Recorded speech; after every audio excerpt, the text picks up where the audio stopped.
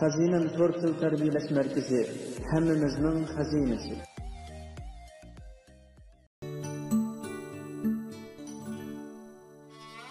Assalomu alaykum kitobxumar aziz qarindoshlar.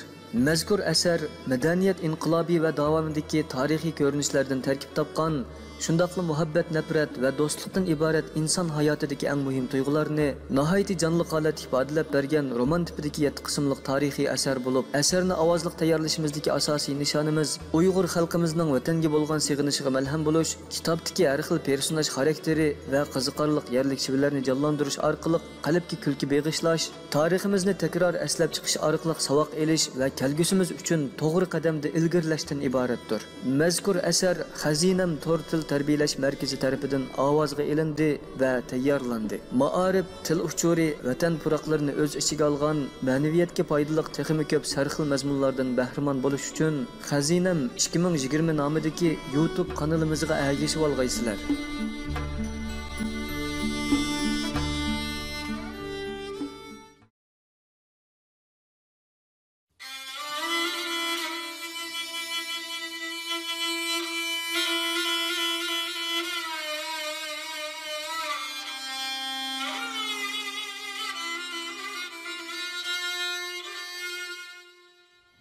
Adam qolganda g'eriblik bosadi.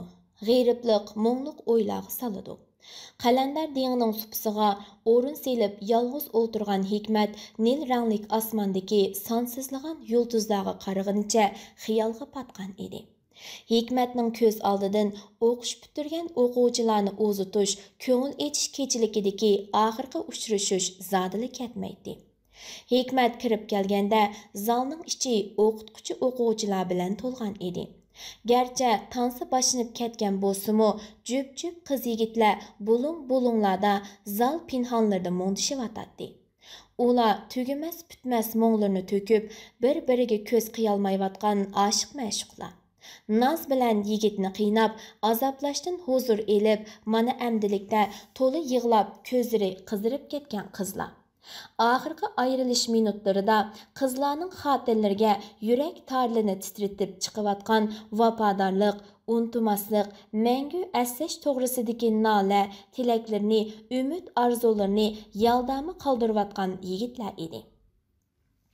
Ularning umidsizlikka to'lgan ko'zlaridan hasrat yoshlari xuddi yepi uzilgan marjondek to'kiladi. Qizlar to'pi ichida o'ziga tikilib turgan Aminani ko'rganda Hikmatning yuragi birdilla ansiz selishga boshladi. U balalar to'pi ichidan o'talmay turganda Amina o'zi yetib keldi. Hikmat qizning miskin chiroyiga, hasratning namlik yalquni yaltirab turgan ko'zlariga qaradi-yu, yerga boqdi. Zal ichida pianinoga tankash qilingan bayanning muңлық ovozi yangramoqda edi. Yuqur ovozliq naqshchi Puchunayning yurak pinhonlaridan his tuyg'ularni uyg'otib chiqayotgan naqsi larzon avjiga ko'tarildi. Sen ketding yiroqlarga, hijron yukini ortib, chidig'in sen piroqlarga, seg'inganda tartib. Hijron ochilida azoblanayotgan Hikmat bilan Aminaga bu muzika go'yo o'zlarining muhabbati uchun motam muzikasidek, naqshi bo'lsa marsiya naqshidek bo'lib tuyuldi. Ular bir-biriga un chiqmay qarab qo'yishdi. Sirtqi chiqamdiq, dedi Amina astag'ina. Juring. Ular o'qitish binosining 2-qavat balkoniga chiqishdi. Yağmalık teğidin uruvatkan soğuk şamal parça-parça yağmur bulutlarını Sampangu asmanıga toplamakta edi. Asmanda seylanı üzüvatkan yerim ay dem bulutlar içinde gayip boladı. Pəstə Sənət İnstitutunun qədimi qara yağaçlar bilan qaplanğan ormanlıqı sirliq qarayıb turadı. Bulut pərdeleri sürülüşü bilan təng Aybağ içideki futbol meydanını və onun vartasının şadırlarını g'ilpallı yurtub ötüb ketadi. Amina muzika sinifinin skripka kasbida o'qiydigan, o'zini tutib olgan, salmoq, kelishgan qiz edi. Uning mo'rlarini yepib turadigan qo'ng'ir chochlari yumaloq, navatrang chiroyiga xo'pmi yarashgan bo'lib, cho'ng ko'zlari kulib turadi. Uning kasbiy iqtidori muzika mutaxassislarini suyundiradi. Amina birinchi yillikda Hikmat 2-chi yillikda o'qiyotgan paytda butun institut bo'yicha tunji qitim ikkisi ittifoqqa qabul qilindi va har ikkisila maktab o'quvchilar uyushmasining mas'ullaridan bo'lib qoldi. 2 yoshning axloq fazilat, turmush, kasb, muhabbatga bo'lgan ko'z qarashlari tabiiy holda ularni bir-biriga bog'lab qo'ydi. Maktab rahbarligi 2 yoshning kasbdagi natijalariga qarab, texi 1 oy ilgilla aspirant Hikmatni Beijing Go'zal san'at institutiga bilim oshirishga, Aminani Shanxay musiqa institutiga o'qitishga avatish qarorini ularga uqtirgan edi. O'qish piraqida o't bo'lib yeniyotgan Hikmat bilan Amina xo'shalliqidan kelgusi iqboli va taqdirlari haqida mungdishib mana mushu balkonda talay qitim oy va yulduzlarni kutib olgan edi. Hikmat, dedi Amina ig'ir jimjitlik ichida. Bu qitimqi sizning janubga taqsim qilinish sababingizni uqdim. Nima sababdinkan? Sizga chet eldan kelgan xatlar sabab bo'pti. Chet eldan kelgan xatlar?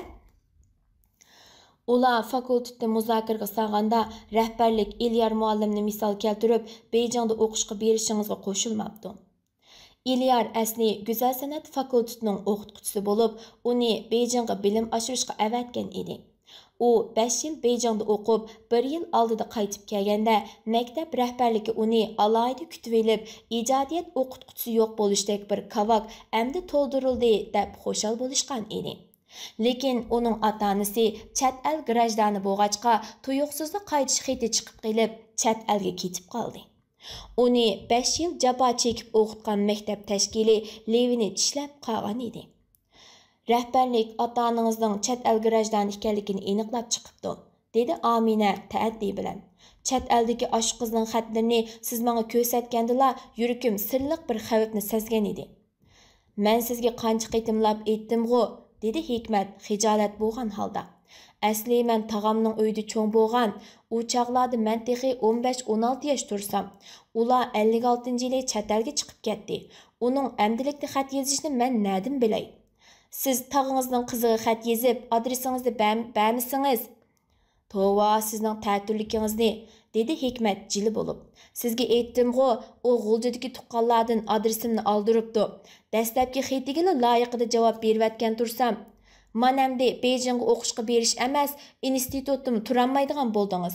Bu amaliyotda Amina qilcha yuz xotir qilmadi. Surgun qilish bilamsiz, sizni xotanga surgun qildi. Qalandar dengi jimiqdi. Qayerdandir suzib itqavadi.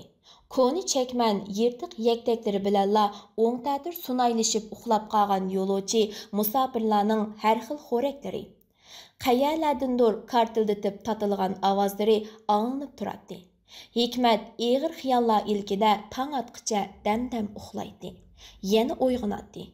Oxiri tongmi etib qoldi. U dang oldidagi eriqda yuzini yuyib, qum cho'gunda choy qaynatgandan keyin yolg'iz o'tirib nashta qildi. Andın yatqıga qulub saldı-da shahar rastillarini ko'rish istikida talaga chiqdi. Uzun yillardan beri ko'k kesaklari hurkib, ba'zi yerlari o'rilib tushgan zindondek cho'nqur Qalandar dengi Go'zarning oyoq uchida qadimiy qal'adek qad ko'tarib turadi. Xazinan Tortil tarbiyalash markazi hammamizning yo'lning ikki chetidagi taqchilar, tunik sazlar, sapalchilarning pakar, ko'rimsiz do'konlari, islashgan choyxonalar, buz bilan to'lgan oshxonalar o'z tirikchiligi bilan avora edi. Achchiq isqi to'lgan to'mirchilik do'koni oldida quloq burun to'shiklari qap-qora bo'lib ketgan bir bola kurak besiyotdi. Uning ko'nglakchan badani kiyvagan mata ishtindekli maynat edi. Dok ustan bo'lsa tinmay bolqi urib sandaldan uchqun chachirtadi. Sapalchilar chiviq bilan sapallarga urib har xil jarangliq ovozlarni chiqarib o'z hunarlarini maqtashadi. Çayxana, oshxona lampalariga esib qo'ygan qapazlardan eli to'rg'aylari tinmay nola qiladi. Hikmat rasta arlab mangdi. Bugun yakshanba bo'lg'achqa atdigandala yezi kanitlardan soda setiq uchun kirayotgan dehqonlar ko'payishga boshlagan edi. O'tun, yağaç besilgan eşek harva, yarıya harvalar, yel yemiş artılgan ulaglar, to'xu tuxum ko'tirgan dehqonlar, to'pi to'zonlar ichida po'sha deyishib vaqirishadi, tovlashadi. Yirtiq matni yekteklik, shapaq do'ppiliq bu dehqonlar nihoyat muloyim edi. Ular hikmatni tonimisimi qo'llarini ko'ksiga elib, egilib salom qilishadi. Ularning yerlik tillari g'alitirak bo'lsa-mu, bir-biriga bo'lgan muomalalari sili o'zlar degandek siliq, sipoyi edi. Bu to'pi chiroy, yalang oyoq, miskin chiroy kishilarning hammasi degideklar g'amkin ko'rinadi. Hikmat ichida Shomashrab bu ya'ni g'iribani yakan deb bika aytmabdi-kanda deb o'yladi. Hikmat olomon oqqan tarafga billa eqib, Xallab bozori, mal bozori, yel yemish bozorlarini arildi. Hammali odam vaqirishadi, xaridor chaqiradi. O'zininkini maqtaydi. Bo'libmi rastining ikki tarafini zich egilagan yel yemish bozoridagi qo'sh mushtdek ko'k shaptul, marvoyitdek munaqa, atbag'ri, sayvi nomliq uzumlar, ali rohatlar kishining ko'zini chaqintadi. Ağzığı seriq suv yig'ilib, yel yemish qatirini aylanib ketanmagan Hikmat kaki saqollari charlashib, cheki chashlari oqirib qolgan bir baqqalning seviti oldida to'xtadi. "Aka, üzümni qandoq satdilar?" "Azan xo'jam, azan, bekanaqi, jing'i bir mo'chan. Avlar jing'ini 5 tiyindan setib-olsa, sizning nimanda qimmat?" Adamga adam o'xshamagandek ayna, yemishga o'xshamaydi ya. Mana sizlar shahzodadek turtdilar, bu üzüm üzümlarning oldida podshoning malikisidek turdi ya. Baqqal mulohim kulgunicha Hikmatning paqirab turgan qisqa qarzuruqlik shapkisiga, ko'nglikining oppoq yaqisi sirtqa chiqarilgan qora chiparqut talas to'pkisiga, texi atdiganni almashtirib olgan qirliq ishtonlarga qarab qo'ydi. Baqqalning yerlik tilda qilgan shirin laziz so'zlari, ajoyib o'xshatishlari Hikmatni suyundirvatdi. U baqqalni yana gapga selish uchun talashgandek bo'lib turib oldi. Shundoq bo'lsa-mu, o'zlari ko'rib turiblar ayna, bu üzümning rangi vasi 14 yosh qiz boladek, bo'dakligi, churukligi to'lgan sekilakdek turdi ya. Bir midiq yeslar tomoqlarda qatu. Nimishqa deslar, buni g'iltan qo'yqig'i bilan kunjurda ay qilgan ya. Bo'pti, 2 jingni 15 tiyinga berala. Bo'pti, nima qo'q, gaplari mening üzümimdek churuk yetimkanlar. Bir mo'channi 10 tiyin, 5 pungni 5 tiyin deyishga qaraganda yaqi yurtdan kelgan musofir chog'lar va. Baqqal 2 jing üzümni jinglab, Hikmatning qo'l yog'lig'iga chegib berdi. U Hikmatga 5 tiyin qaytarmoqchi bo'ldi. Hikmat kulib, "Bo'ldi, qaytarmasin bo'ladi", dedi-da